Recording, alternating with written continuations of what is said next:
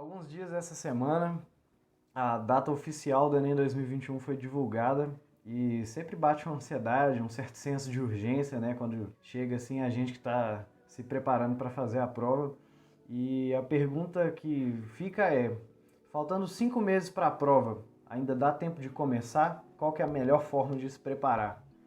Meu nome é Caio e hoje eu queria dar algumas dicas de planejamento para vocês, faltando 5 meses para a prova do Enem. Bom, você está começando a se preparar só agora para o Enem, independente do motivo, se for porque você decidiu há pouco tempo ou por algum motivo você não conseguiu começar a estudar antes, a primeira coisa que você tem que entender é que você está começando um pouquinho atrasado, então você tem menos espaço para errar, você tem menos tempo para errar.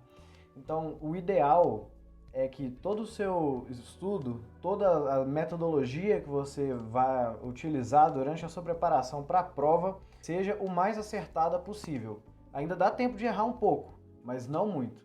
E por causa disso, a etapa de planejamento, que é a etapa mais negligenciada de longe pelos estudantes durante a preparação para o vestibular, para você que está começando agora, faltando 5 meses para o Enem, é uma etapa essencial e precisa de uma atenção muito especial. E hoje eu quebrei a etapa de planejamento para o Enem especificamente, mas o que eu vou falar aqui também serve para alguns outros vestibulares, em 4 partezinhas.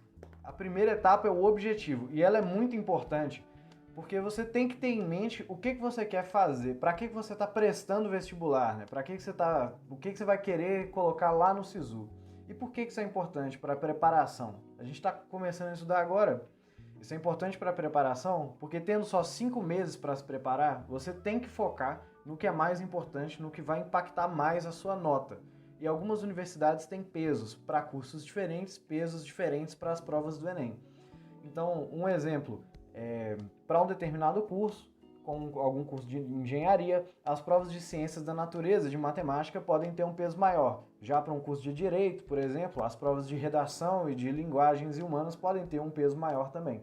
Dependendo da sua escolha, do seu objetivo de faculdade e de curso, é que você consegue traçar o planejamento da melhor forma possível. Tendo isso em mente, é muito importante você ter esse objetivo escrito em algum lugar para você conseguir ficar olhando todos os dias. Que seja um post-it na tela do seu computador ou do lado da sua mesa. Isso vai te dar mais motivação enquanto você estiver estudando também. A segunda etapa do planejamento é a etapa que eu chamei de matriz de referência. E essa etapa também é muito importante, porque é quando você vai criar familiaridade com os conteúdos que são cobrados na prova do Enem ou na prova do vestibular que você quiser fazer, aí, FUVEST, Univesp e por aí vai. E como que você consegue criar essa familiaridade? Bom, nessa etapa é importante você destacar que você ainda não vai estar estudando nenhum conteúdo, mas você já vai estar vendo com detalhe, com bastante detalhe, o que é cobrado na prova e um pouco de qual forma é cobrado na prova, vendo quais são os conteúdos que mais caem, a tendência da prova ao longo dos anos, quais são os conteúdos que menos caem e por aí vai. Materiais que são interessantes a serem estudados durante essa etapa do planejamento são a matriz oficial de referência do INEP, que tem lá não só os conteúdos específicos lá de matemática, de física, de química que são cobrados no Enem, como também as competências que o Enem cobra. Então ele já está te contando ali um pouco de como que esses conteúdos teóricos são cobrados na prova ali na prática. Além disso, você pode procurar por cronogramas já prontos. Aqui no YouTube tem muito material a respeito disso, tem um cronograma excelente do Felipe Araújo, que eu também vou linkar o vídeo dele aqui na descrição, para vocês derem uma olhada depois. E o último método para poder estudar a matriz de referência do Enem é através das provas antigas. Não resolvendo as provas antigas em si ainda, mas lendo as provas antigas, identificando quais os conteúdos estão sendo cobrados e de qual forma estão sendo cobrados, você consegue ali, tirando 1 ou 2 dias, lendo 3, 4 provas antigas por dia ali, só o comando da questão, as alternativas para entender realmente a questão do conteúdo, você consegue listar quais conteúdos são mais cobrados ou menos cobrados em cada área do conhecimento. Essa parte da matriz de referência ela é fundamental para você ter uma familiaridade, para você ter ali uma intimidade com a prova e às vezes pegar um cronograma pronto não é suficiente por causa da próxima etapa, a terceira, que é a personalização do conteúdo. A terceira etapa de planejamento, que eu carinhosamente apelidei de autodiagnóstico, é uma etapa de personalização do cronograma. Essa etapa é fundamental porque cada um está começando de um ponto diferente a preparação para o Enem 2021. Tem gente que já está há mais tempo em cursinho e agora já precisa focar muito mais em revisão, em exercício. Tem gente que está começando agora a estudar depois de 3, 4 anos sem pegar nenhum conteúdo. Então essas pessoas precisam rever algum conteúdo, assistir uma aula, uma videoaula, fazer uma leitura de um livro. Então, a depender da sua necessidade, do seu contexto, é que você faz essa etapa do autodiagnóstico para você conseguir personalizar o cronograma para você. A ideia aqui é entender quais matérias você tem um domínio maior, quais matérias você tem um domínio menor, quais conteúdos específicos dentro da matéria você tem um domínio maior ou menor, quais matérias você tem muito mais dificuldade, e aliando essa parte do que você tem mais facilidade de conhecimento com o que tem mais peso para o curso que você quer entrar, na faculdade onde você quer entrar, é que você consegue personalizar o cronograma dando prioridade para aquilo que mais cai e você precisa estudar menos, ou que mais cai e você precisa estudar mais. E se você está algum tempo sem estudar, você só vai conseguir se autodiagnosticar dando uma olhada no conteúdo e tentando fazer alguma lista de exercício. As listas de exercício, durante o autodiagnóstico, elas podem ser uma ferramenta muito útil para ver onde estão seus pontos a desenvolver e onde estão seus pontos fortes de verdade.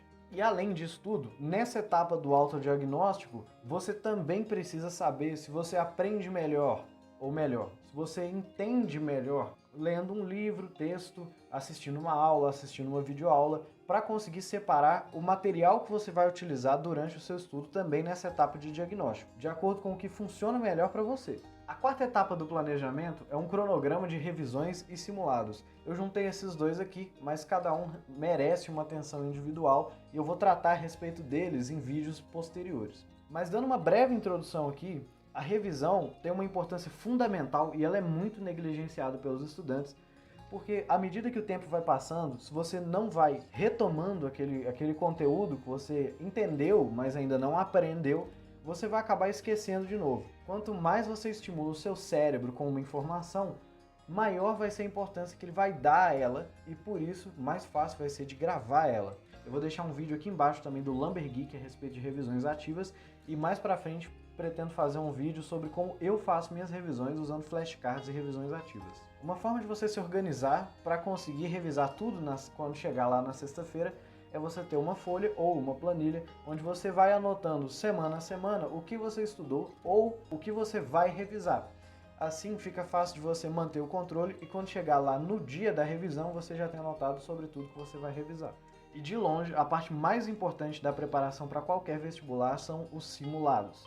Principalmente para o Enem, na minha opinião, porque o Enem não é uma prova tão conteudista. Os aspectos mais difíceis do Enem, que tornam a resolução da prova do Enem realmente trabalhosa e difícil, é o fato dele ser uma prova extensa, de ser uma prova muito peculiar e ter muitas particularidades nos seus modelos de questão. É nos simulados que você vai treinar a sua gestão de tempo, a sua resistência e a sua estratégia de prova. Esses são 3 aspectos importantíssimos na resolução da prova do Enem e que vão te garantir um bom desempenho. Então, quanto antes você começar os simulados, melhor. Você ainda tem aqui um bloco de 5 meses de tempo. Se você já é alguém que tem uma base boa e realmente só vai precisar revisar alguns conteúdos, você consegue ali em 2 meses, talvez, revisar pelo menos os conteúdos que são mais importantes de todas as matérias, só os conteúdos que mais caem, e a partir daí começar a estudar só por provas antigas, resolvendo uma prova antiga por semana e corrigindo ela com muita atenção ao longo da semana. Porque o ponto mais importante dos simulados, para além da gestão de tempo, para além da estratégia de prova, é aprender com seus erros. É só aprendendo com seus erros ao longo do ano que você vai ter certeza que você vai chegar no Enem e não cometer os erros que você cometeria no primeiro simulado, no segundo simulado. Ou seja, a parte mais importante do estudo por simulados é a correção desse simulado. Nas próximas semanas eu vou continuar gravando e postando dicas aqui para vocês a respeito de preparação para o Enem e para outros vestibulares também. Então deixa aqui embaixo se você tem alguma dúvida, sugestão ou comentário e bora que bora passar nessa federal.